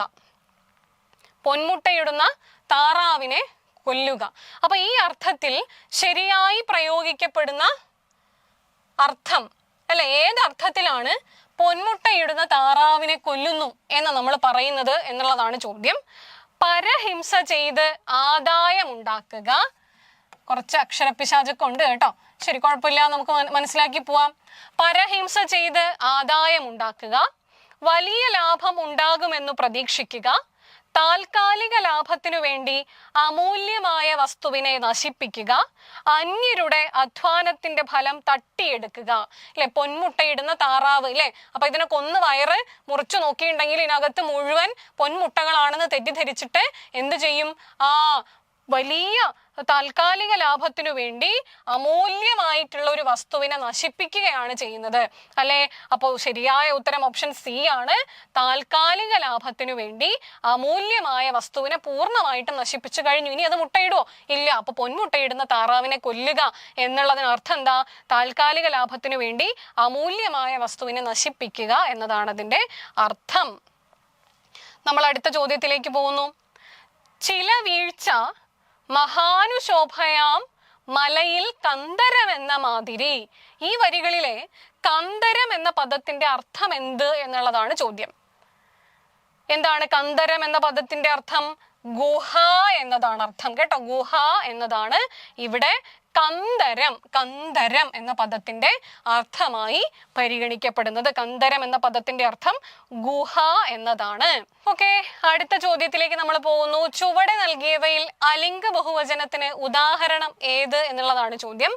അപ്പൊ ഇത് വേറൊന്നുമില്ല, ഒരു വസ്തുവോ വ്യക്തിയോ അല്ലെ എന്തോ ആയിക്കോട്ടെ, എത്ര എണ്ണമുണ്ട്, നമ്പർ അല്ലെ, എത്ര എണ്ണമുണ്ട് എന്ന് സൂചിപ്പിക്കുന്നതിന് വേണ്ടിയിട്ടാണ് നമ്മൾ ഭാഷയിൽ വചനം ഉപയോഗിക്കാറുള്ളത്. അപ്പൊ ഒന്നാണ് എങ്കിൽ, ഇപ്പോ എത്ര കുട്ടികളുണ്ട്, ഉത്തരം ഒന്നാണ് എന്നുണ്ടെങ്കിൽ നമുക്ക് പറയാം ഏകവചനം അല്ലെ. കുട്ടി, കുട്ടിയേ ഉള്ളൂ, കുട്ടി, ഏകവചനം. എന്നാൽ ഒന്നിലധികം ഉണ്ടെങ്കിൽ നമുക്ക് പറയാം ബഹുവചനം, ബഹുവചനം അല്ലെ. അപ്പോ ഭാഷയിൽ ലിംഗം എന്നുള്ളതിനെ നമ്മൾ സ്ത്രീലിംഗം, പുല്ലിംഗം, നപുംസകലിംഗം എന്ന് മൂന്നായി തിരിക്കുന്നുണ്ട്. സ്ത്രീലിംഗം, പുല്ലിംഗം, നപുംസകലിംഗം എന്ന് ലിംഗം 3 വിധത്തിൽ. അപ്പോ ഈ ബഹുവചനത്തെ നമ്മൾ പിന്നെയും മൂന്നായി തിരിക്കുന്നുണ്ട്. ഒന്ന് സലിംഗ ബഹുവചനം, സലിംഗ ബഹുവചനം, അതായത് സ്ത്രീലിംഗമാണോ പുല്ലിംഗമാണോ നപുംസകലിംഗമാണോ എന്ന് നമുക്ക് തിരിച്ചറിയാൻ പറ്റിയാൽ അതിനെ നമ്മൾ വിളിക്കുന്നത് സലിംഗ ബഹുവചനം എന്നാണ്. ഇല്ല, ഇവിടെ പെൺകുട്ടികൾ എന്ന് പറയുന്നു, ഇല്ലേ, സ്ത്രീകളാണ്, സ്ത്രീകളുടെ കൂട്ടമാണ്. ചിത്രങ്ങൾ എന്ന് പറയുന്നു, ഇല്ലേ, നപുംസകലിംഗത്തിന്റെ ബഹുവചനമാണ്. അപ്പോ ഏത് ലിംഗരൂപത്തിന്റെ ബഹുവചനമാണ് എന്ന് നമുക്ക് തിരിച്ചറിയാൻ പറ്റിയാൽ, അത് സ്ത്രീലിംഗമായിക്കോട്ടെ പുല്ലിംഗമായിക്കോട്ടെ നപുംസകലിംഗമായിക്കോട്ടെ, അതിനെ നമ്മൾ പറയും സലിംഗ ബഹുവചനം. ഇനി സ്ത്രീലിംഗമാണോ പുല്ലിംഗമാണോ നപുംസകലിംഗമാണോ എന്ന് തിരിച്ചറിയാൻ പറ്റിയില്ലെങ്കിൽ അതിനെ നമ്മൾ പറയും അലിംഗ ബഹുവചനം അല്ലെ, അലിംഗ ബഹുവചനം. ശ്രോതാക്കളുണ്ട്, ശ്രോതാക്കൾ എന്ന പദത്തിനകത്ത് സ്ത്രീകൾ ഉൾപ്പെടുന്നുണ്ട്, ഇല്ലേ, പുരുഷന്മാർ ഉൾപ്പെടുന്നുണ്ട്, എല്ലാ ലിംഗവിഭാഗങ്ങളും ഉൾപ്പെടുന്നുണ്ട്. എല്ലാ ലിംഗവിഭാഗങ്ങളെയും ഉൾക്കൊള്ളുന്ന പദമാണ് ശ്രോതാക്കൾ. അതുകൊണ്ട് ശ്രോതാക്കളാണ് അലിംഗ ബഹുവചനം. ഇപ്പോ അധ്യാപകർ അല്ലെ, അധ്യാപകർ, അധ്യാപകർ എന്താണ്, ഒരു അലിംഗ ബഹുവചനമാണ്. എന്നാൽ അധ്യാപികമാർ, അധ്യാപികമാർ എന്ന് പറഞ്ഞാലോ അത് സലിംഗ ബഹുവചനമായി. അധ്യാപകന്മാർ എന്ന് പറഞ്ഞാലോ അതും സലിംഗ ബഹുവചനമായി. ഇനി ഭൃത്യർ, ഭൃത്യർ, ഭൃത്യർ എന്താണ്, ഭൃത്യർ എന്താണ്, ഭൃത്യർ എന്നുള്ളത് അലിംഗ ബഹുവചനമാണ്. ഭൃത്യന്മാർ എന്ന് പറഞ്ഞാൽ അത് സലിംഗ ബഹുവചനമാകും. ഭൃത്യകൾ എന്ന് പറഞ്ഞാലും അത് സലിംഗ ബഹുവചനമാകും. അപ്പോൾ ചുവടെ നൽകിയിരിക്കുന്നവയിൽ അലിംഗ ബഹുവചനത്തിന്റെ ഉദാഹരണം ശ്രോതാക്കൾ എന്നുള്ളതാണ്. അപ്പൊ നമ്മൾ ഒരാളെ കുറിച്ച് കൂടി പറഞ്ഞു. എന്തിനെ കുറിച്ചാ പറഞ്ഞത്? നമ്മുടെ പൂജക ബഹുവചനത്തെ കുറിച്ച് അല്ലെ. സ്വാമികൾ ഒരാളെ ഉള്ളൂ, പക്ഷെ നമ്മൾ ബഹുമാനം സൂചിപ്പിക്കുന്നതിന് വേണ്ടി സ്വാമികളെ എന്ന് പറയാറുണ്ട്. സ്വാമികൾ അല്ലെ. വൈദ്യർ, വാദ്യാർ അല്ലെ. അതുപോലെ ഇങ്ങനെ ബഹുത്വത്തെ സൂചിപ്പിക്കുന്നു എന്ന് നമുക്ക് തോന്നുകയും പക്ഷേ ആ ഏകവചനം ആയിരിക്കുകയും ചെയ്യുന്ന രൂപങ്ങളെയാണ് നമ്മൾ പൂജക ബഹുവചനം അല്ലെ, പൂജക ബഹുവചനം എന്നതുകൊണ്ട് ഉദ്ദേശിക്കുന്നത്. അപ്പൊ സ്വാമികൾ, വാദ്യാർ എന്നൊക്കെ നമ്മൾ പറയുന്നത് ഈ പറയുന്ന പൂജക ബഹുവചനമാണ്. പൂജക ബഹുവചനം സ്ഥിരമായി പരീക്ഷകൾക്ക് ചോദിക്കാറുണ്ട്. വൈദ്യർ ഇതൊക്കെയും, ശാസ്ത്രികൾ, ശാസ്ത്രികൾ എന്നൊക്കെ പറയുന്നതൊക്കെയും, ദീക്ഷിതർ എന്നൊക്കെ പറയുന്നത് പൂജക ബഹുവചനത്തിന് ഉദാഹരണങ്ങളാണ്. അടുത്ത ചോദ്യത്തിലേക്ക് പോവാം. ചുവടെ നൽകിയവയിൽ വൈക്കം മുഹമ്മദ് ബഷീറിന്റെ കൃതികളിലെ കഥാപാത്രങ്ങളായി വരാത്ത ജോഡി ഏത്? സാറാമ്മ കേശവൻ നായർ, മജീദ് സുഹറ, മായൻ ഉമ്മാച്ചു, കുഞ്ഞിപ്പാത്തുമ്മ നിസാർ അഹമ്മദ് അല്ലെ. സാറാമ്മയും കേശവൻ നായരും പ്രേമലേഖനത്തിലെ കഥാപാത്രങ്ങളാണ്. മജീദും സുഹറയും ബാല്യകാല സഹിയിലെ കഥാപാത്രങ്ങളാണ്. മായനും ഉമ്മാച്ചുവും, ഉമ്മാച്ചു എന്ന നമ്മുടെ ഉമ്മാച്ചു എന്നുള്ള നോവലിലെ അല്ലെ, ഉമ്മാച്ചു എന്നുള്ള നോവലിലെ ഉറൂബിന്റെ ഉമ്മാച്ചു എന്നുള്ള നോവലിലെ കഥാപാത്രങ്ങളാണ്. അപ്പോൾ അതാണ് ശരിയായ ഉത്തരം. ബഷീറിന്റെ കൃതികളിലെ കഥാപാത്രങ്ങളായി വരാത്ത ജോഡികൾ കുഞ്ഞിപ്പാത്തുമ്മയും നിസാർ അഹമ്മദും അല്ലെ നമ്മുടെ ബഷീറിന്റെ കൃതിയിലെ തന്നെ കഥാപാത്രങ്ങളാണ്. മായനും ഉമ്മാച്ചുവും മാത്രമാണ് ഏത് കൃതിയിലേതല്ലാത്തത്, ബഷീറിന്റെ കൃതിയിലെ അല്ലാത്തത്. അത് ഉറൂബിന്റെ ഉമ്മാച്ചു എന്ന നോവലിലെ കഥാപാത്രങ്ങളാണ് മായനും ഉമ്മാച്ചുവും. അടുത്ത ചോദ്യത്തിലേക്ക് പോവാം. ചുവടെ നൽകിയവയിൽ ശരിയായി വിഗ്രഹിച്ചെഴുതിയത് ഏത്? കപടതയുടെ തന്ത്രം അല്ലെ, കപടതന്ത്രം, കപടതയുടെ തന്ത്രം, കാൽ ചിലമ്പ്, കാലിന്റെ ചിലമ്പ്, 10, 15, 10ഉം 15ഉം, നീലാകാശം, നീലയായ ആകാശം. അപ്പോ നമ്മൾ സമാസം എന്ന ഭാഗത്തെ കുറിച്ച് സംസാരിക്കാറുണ്ട് അല്ലെ. സമാസം എന്താണ്? വിഭക്തിക്കുറി കൂടാതെയുള്ള പദയോഗത്തെയാണ് നമ്മൾ സമാസം എന്ന് വിളിക്കുന്നത്. തലയിലെ വേദന അല്ലെ, തലയിലെ വേദനയെ നമ്മൾ എങ്ങനെ എഴുതും? തലവേദന എന്നെഴുതും അല്ലെ, തലവേദന എന്നെഴുതും. അപ്പൊ ഇങ്ങനെ എഴുതുന്ന സമസ്ത പദം, ഇങ്ങനെ കിട്ടുന്നത് സമസ്ത പദം, ഇത് വിഗ്രഹിച്ച രൂപം. അപ്പൊ ഇതാണ് സമാസം എന്നതുകൊണ്ട് നമ്മൾ ഉദ്ദേശിക്കുന്നത്. ഈ നടുവിലുള്ള പ്രത്യയ രൂപങ്ങളെയൊക്കെ എടുത്തു കളഞ്ഞിട്ട് നമ്മൾ അതിനെ ഒറ്റ പദമാക്കി മാറ്റി, അതിനെയാണ് സമാസിക്കുക എന്നതുകൊണ്ട് ഉദ്ദേശിക്കുന്നത്. ഇനി നോക്കൂ, കപടമായ തന്ത്രമാണ് കപടതയുടെ തന്ത്രം. കാലിലെ ചിലമ്പ് ആണ് കാൽച്ചിലമ്പ്. 10ഓ 15ഓ ആണ് 10, 15. പക്ഷെ നീലയായ ആകാശം തന്നെയാണ് നീലാകാശം. അപ്പൊ ഈ കാണുന്നതെല്ലാം തെറ്റാണ്. കപടമായ തന്ത്രമാണ് കപടതന്ത്രം. കാലിലെ ചിലമ്പാണ് കാൽച്ചിലമ്പ്. 10ഓ 15ഓ ആണ് 10, 15, അല്ലാതെ 10ഉം 15ഉം അല്ല. നീലയായ ആകാശം നീലാകാശം, അത് ശരിയായ ഉത്തരമാണ്. അടുത്ത ചോദ്യത്തിലേക്ക് പോവാം. അടുക്കളയിൽ നിന്ന് അരങ്ങത്തേക്ക് എന്ന നാടകം എഴുതിയതാര്? ഇല്ലെ, നമ്പൂതിരി സമൂഹത്തിനുള്ളിൽ തന്നെ വലിയ കോലിളക്കങ്ങൾ സൃഷ്ടിച്ചിട്ടുള്ള ഒരു നാടകമാണ് അടുക്കളയിൽ നിന്ന് അരങ്ങത്തേക്ക് എന്ന നാടകം. അത് എഴുതിയത് MP ഭട്ടതിരിപ്പാടാണോ, K ദാമോദരനാണോ, VT ഭട്ടതിരിപ്പാടാണോ, ചെറുകാട് ആണോ? ആരാണ് അടുക്കളയിൽ നിന്ന് അരങ്ങത്തേക്ക് എന്ന നാടകം എഴുതിയത്? VT ഭട്ടതിരിപ്പാടാണ്. MP ഭട്ടതിരിപ്പാട് ഇല്ലെ, പ്രേംജിയുടെ വിഖ്യാതമായിട്ടുള്ള നാടക കൃതികളുണ്ട്. K ദാമോദരന്റെ കൃതിയാണ് പാട്ടബാക്കി. മലയാളത്തിലെ ആദ്യത്തെ രാഷ്ട്രീയ നാടകം എന്നറിയപ്പെടുന്ന പാട്ടബാക്കി എഴുതിയത് K ദാമോദരനാണ്. ചെറുകാട് അല്ലെ, ചെറുകാടിന്റെ നാടകമാണ് നമ്മളൊന്ന്. ചെറുകാട് വേറെയും നാടകങ്ങൾ എഴുതിയിട്ടുണ്ട്. നമ്മളൊന്ന് വളരെ പ്രധാനപ്പെട്ട നാടകങ്ങളിൽ ഒന്നാണ്. അടുത്ത ചോദ്യം, മോക്ഷം ആഗ്രഹിക്കുന്നവൻ എന്ന അർത്ഥത്തിൽ പ്രയോഗിക്കുന്ന പദം ഏത്? മോക്ഷം ആഗ്രഹിക്കുന്നവൻ എന്ന അർത്ഥത്തിൽ ഉപയോഗിക്കുന്ന പദമാണ് മുമുക്ഷു. ഉൽപ്പതിഷ്ണുവോ? പുരോഗമനം അല്ലെ, പുരോഗമനം ആഗ്രഹിക്കുന്നയാളാണ് ഉൽപ്പതിഷ്ണു. പുരോഭാഗി ഈ തോന്നിയവാസി എന്നുള്ള നിലയിലൊക്കെ ഉപയോഗിക്കുന്ന പദമാണ് പുരോഭാഗി അല്ലെ. അപ്പൊ മുമുക്ഷു ആണ് മോക്ഷം ആഗ്രഹിക്കുന്നവൻ. മോക്ഷം ആഗ്രഹിക്കുന്നവൻ എന്ന അർത്ഥത്തിൽ പ്രയോഗിക്കുന്ന പദം മുമുക്ഷു ആണ്, മുമുക്ഷു. അടുത്ത ചോദ്യത്തിലേക്ക് നമ്മൾ പോകുന്നു. ഇത് അവധാരണം എന്ന ഭാഗമാണ്. ഞാൻ ഗദ്യഭാഗം മുഴുവൻ ഇവിടെ വായിക്കുന്നില്ല, നിങ്ങൾ വായിക്കണേ. അപ്പൊ ചുവടെ നൽകിയ ഗദ്യഭാഗം വായിച്ച് 61 മുതൽ 65 വരെയുള്ള ചോദ്യങ്ങൾക്ക് ശരിയായ ഉത്തരം തിരഞ്ഞെടുത്തെഴുതുക എന്നുള്ളതാണ്. മനുഷ്യത്വം തികച്ചും ഒരു അങ്ങാടിച്ചരക്കായി തീർന്നിരിക്കുകയാണ് എന്നൊക്കെ പറയുന്ന ഭാഗമാണ്. പഴയതെല്ലാം തകരുന്നു, പുതിയതിൽ പ്രാഗൽഭ്യം നേടാൻ തക്ക വിരുത് കൈവന്നിട്ടുമില്ല. ഇങ്ങനെ നമ്മുടെ ഭാഗം പോവുകയാണ്. അപ്പോ നമ്മൾ ചെയ്യേണ്ട ഒരു കാര്യം, ആദ്യം നമ്മുടെ ഗദ്യഭാഗം വളരെ ഭംഗിയായിട്ട് വായിക്കുക. നമ്മുടെ ഗദ്യഭാഗം മനസ്സിരുത്തി വളരെ ഭംഗിയായിട്ട് വായിക്കുക. നമ്മൾ ചോദ്യ പേപ്പർ കയ്യിൽ കിട്ടുമ്പോൾ ചെയ്യേണ്ടുന്ന ഒരു എളുപ്പത്തിൽ എങ്ങനെ നമുക്ക് ഉത്തരത്തിലേക്ക് എത്താം എന്നുള്ളതാണ് ഇല്ലേ. അപ്പോ ഗദ്യഭാഗം വളരെ ഭംഗിയായി ആദ്യം വായിക്കുക. ഗദ്യഭാഗം വായിച്ചതിന് ശേഷം നമ്മൾ നമ്മുടെ ചോദ്യങ്ങളിലേക്ക് പോവുക. 5 ചോദ്യങ്ങൾ ഉണ്ടാവുമല്ലോ. ചോദ്യങ്ങളിലേക്ക് പോയിട്ട് ചോദ്യത്തിൽ തന്നിരിക്കുന്ന വാക്യഭാഗത്തെ എവിടെയാണോ ഗദ്യത്തിലുള്ളത് അത് അടയാളപ്പെടുത്തുക. ഇപ്പോ സാംസ്കാരിക സമന്വയത്തിന്റെ സംഗമ കേന്ദ്രം എന്ന് വിശേഷിപ്പിക്കുന്നത് എന്താണ്? ഇങ്ങനെ കാണുന്ന ഒരു വാക്യഭാഗം ചോദ്യപേപ്പറിൽ ഗദ്യഭാഗത്തുണ്ടാവുമല്ലോ, അത് അടയാളപ്പെടുത്തുക. അപ്പോ നമുക്ക് ശരിയായ ഉത്തരത്തിലേക്ക് എത്താൻ വേണ്ടിയിട്ട് പറ്റും. അതവിടെ ഉണ്ടാവും. നോക്കൂ, സാംസ്കാരിക സമന്വയത്തിന്റെ സംഗമ കേന്ദ്രം എന്നറിയപ്പെടുന്നത് മനുഷ്യത്വമാണ് ഇല്ലെ. സാംസ്കാരിക സമന്വയത്തിന്റെ സംഗമ കേന്ദ്രം എന്ന് വിശേഷിപ്പിക്കുന്നത് എന്താണ് എന്നുള്ള ചോദ്യത്തിന്റെ ഉത്തരം മനുഷ്യത്വം എന്നുള്ളതാണ്. അടുത്തത് നോക്കൂ, ലേഖകൻ പ്രതീക്ഷിക്കുന്നത് എന്താണ്? ലോകവീക്ഷണമുള്ള വ്യക്തികളെ വാർത്തെടുക്കുന്ന ഭരണവ്യവസ്ഥയാണോ? ആണ് ഇല്ലേ. ലോകവീക്ഷണമുള്ള വ്യക്തികളെ വാർത്തെടുക്കുന്ന ഭരണവ്യവസ്ഥയാണ് ലേഖകൻ പ്രതീക്ഷിക്കുന്നത്. 63 ജനാധിപത്യത്തിന്റെ ലക്ഷ്യമായി ലേഖകൻ നിരീക്ഷിക്കുന്നത് എന്താണ്? വ്യക്തി സ്വാതന്ത്ര്യത്തിന് പ്രാധാന്യം നൽകുന്ന സാമൂഹിക വ്യവസ്ഥിതി സൃഷ്ടിക്കുക എന്നുള്ളതാണ് ജനാധിപത്യത്തിന്റെ ലക്ഷ്യമായി ലേഖകൻ നിരീക്ഷിക്കുന്നത്. മാനവ സമുദായത്തിന് പുതിയ ഭാവുകത്വം നൽകുന്നത് എന്താണ്?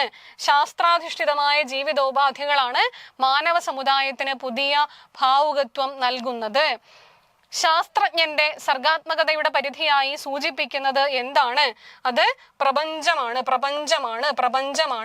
അപ്പൊ ഇങ്ങനെ നമുക്ക് ഗദ്യത്തിൽ നിന്ന് ഉത്തരം കണ്ടെത്താൻ വേണ്ടിയിട്ട് സാധിക്കും. ആദ്യം നന്നായി വായിക്കുക, പിന്നീട് ചോദ്യത്തിലേക്ക് പോവുക. ചോദ്യത്തിലുള്ള ഭാഗങ്ങൾ എവിടെയാണോ ഗദ്യത്തിൽ കിടക്കുന്നത് അവിടെ അടിവരയിട്ട് നോക്കുക. ആ ഒരു ഭാഗം വളരെ ഭംഗിയായിട്ട് ഒന്നുകൂടെ വായിക്കുക. അപ്പൊ നമുക്ക് ഉത്തരം വളരെ സുഗമമായി കണ്ടെത്താൻ വേണ്ടിയിട്ട് സാധിക്കും. ഇനി കാവ്യഭാഗമാണ്. കാവ്യഭാഗം കുറച്ചുകൂടെ നമുക്ക് പ്രയാസമായിരിക്കും. ചിലപ്പോൾ പൊയറ്റിക് ലാംഗ്വേജ് ഒക്കെ ഉപയോഗിച്ചുകൊണ്ട് എഴുതപ്പെട്ടിട്ടുള്ളത് കൊണ്ട് തന്നെ ചിലപ്പോൾ നമുക്ക് ചെറിയ പ്രയാസം തോന്നാൻ സാധ്യതയുണ്ട്. ബുദ്ധിമുട്ടൊന്നും വിചാരിക്കേണ്ട. നേരത്തെ പറഞ്ഞതുപോലെ തന്നെ ആദ്യം കാവ്യഭാഗം ഭംഗിയായിട്ട് വായിക്കുക. കണ്ട, ഊഴിയോടന്ന് അട്ടിടഞ്ഞു ന്യൂനമാർന്നുഴന്നീടും ആഴിയോടൊരിക്കൽ ഞാൻ ചോദിച്ചേൻ ആശ്ചര്യത്തിൽ ദൈവത്തിൻ വരം നേടി മേന്മ പൂണ്ടിരിക്കുന്ന ഭുവിനോട് അങ്ങേക്ക് ഈർഷ്യ ദൂഷയോ പയോനിധേ ഓരോരോ നിമേഷവും തോറ്റുവീഴുകിലും വീണ്ടും പോരിനായി പോവോരങ്ങു ഭോഷനോ വിവേകിയോ എന്നൊക്കെ പറയുന്ന കാവ്യഭാഗം ആദ്യം നമ്മൾ വളരെ ഭംഗിയായിട്ട് വായിക്കുന്നു, അല്ലെ? എന്നിട്ട് നമ്മൾ എങ്ങോട്ട് പോകുന്നു? നമ്മുടെ ചോദ്യങ്ങളിലേക്ക് പോകുന്നു. നേരത്തെ സൂചിപ്പിച്ചതുപോലെ ഇവിടെയുള്ള വാക്യങ്ങൾ നമ്മുടെ ഗദ്യഭാഗത്തോ കാവ്യഭാഗത്തോ ഉണ്ടെങ്കിൽ അത് ചേർത്ത് അടിവര ഇടുന്നു.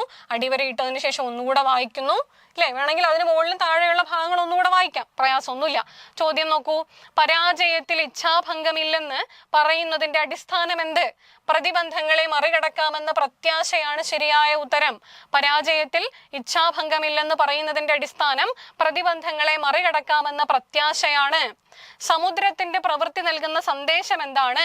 വിജയത്തിനായി നിരന്തരം പരിശ്രമിക്കുക, അല്ലെ? വിജയത്തിനായി നിരന്തരം പരിശ്രമിക്കുക. സമുദ്രത്തിന്റെ പ്രവൃത്തി നൽകുന്ന സന്ദേശം വിജയത്തിനായി നിരന്തരം പരിശ്രമിക്കുക എന്നതാണ്. ദൈവത്തിന്റെ വരം നേടി മേന്മ പൂണ്ടിരിക്കുന്നത് ആരാണ്? അത് ഭൂമിയാണ്. ദൈവത്തിന്റെ വരം നേടി മേന്മ പൂണ്ടിരിക്കുന്നത് ഭൂമിയാണ്. ദൈവത്തിന്റെ വരം നേടി മേന്മ പൂണ്ടിരിക്കുന്നത് ഭൂമിയാണ്. പാഴ്വേല എന്ന് വിശേഷിപ്പിക്കുന്നത് എന്താണ്? പാഴ്വേല എന്ന് വിശേഷിപ്പിക്കുന്നത് എന്താണ്? ഭൂമിയോട് ചേരാനുള്ള നിരന്തര പരിശ്രമം. അഹർനിശം എന്ന പദത്തിന്റെ അർത്ഥം എന്ത്? രാവും പകലും. അഹർനിശം എന്ന പദത്തിന്റെ അർത്ഥം രാവും പകലും എന്നാണ്. ഞാനിവിടെ കാവ്യഭാഗവും ഗദ്യഭാഗവും പൂർണ്ണമായും വായിച്ചിട്ടില്ല. കാരണം എന്താ, അത് മുഴുവനായിട്ട് വായിച്ചു പോവുക എന്നുള്ളത് ചെറിയൊരു ക്ലാസ്സിനിടയ്ക്ക് പ്രായോഗികമല്ലാത്തത് കൊണ്ടാണ്. പക്ഷേ ഈ ഗദ്യ പദ്യ അവധാരണം വരുന്ന സമയത്ത് നമുക്ക് ചെയ്യാൻ പറ്റുന്ന കാര്യമാണ് ഞാൻ സൂചിപ്പിച്ചത്. തീർച്ചയായിട്ടും നമുക്ക് ശരിയായിട്ടുള്ള ഉത്തരത്തിലേക്ക് എത്താം, ഇല്ലേ? ഒരു പരീക്ഷയിൽ നമ്മൾ ഇങ്ങനെ ഗദ്യഭാഗവും പദ്യഭാഗവും വായിച്ചിരിക്കും, നമുക്ക് തന്നെ ചിലപ്പോൾ കൺഫ്യൂഷൻ ആവാൻ സാധ്യതയുണ്ട്. അങ്ങനെ കൺഫ്യൂഷൻ ആകുമ്പോൾ നമ്മൾ തെറ്റിക്കാനുള്ള പോസിബിലിറ്റിയും കൂടുതലാണ്, ഇല്ലേ? അപ്പൊ ആ സാധ്യതയെ ഒഴിവാക്കാൻ വേണ്ടിയിട്ടാണ് ഞാൻ ഈ ഒരു ചെറിയ ടെക്നിക്ക് പറഞ്ഞത്. ഇതല്ലാതെ നമുക്ക് വേറെ വഴിയൊന്നുമില്ല ഇത് കണ്ടുപിടിക്കാൻ വേണ്ടിയിട്ട്. ശരി, അപ്പോൾ മുൻവർഷ ചോദ്യ മാതൃകകളെ വീണ്ടും വീണ്ടും പരിചയപ്പെട്ടുകൊണ്ടേയിരിക്കുക. ഓരോ ചോദ്യത്തിന്റെയും ഓപ്ഷനിൽ നിന്ന് പുതിയ പുതിയ ഉത്തരങ്ങളും പുതിയ പുതിയ ചോദ്യങ്ങളും തേടിക്കൊണ്ടേയിരിക്കുക. അങ്ങനെയാണ് നമ്മൾ കൂടുതൽ മികച്ച വിജയങ്ങളിലേക്ക് എത്തുള്ളൂ കേട്ടോ. ശരി, അപ്പോൾ നമുക്ക് മറ്റൊരു ക്ലാസ്സിൽ കാണാം. എല്ലാവർക്കും ആശംസകൾ. നന്ദി.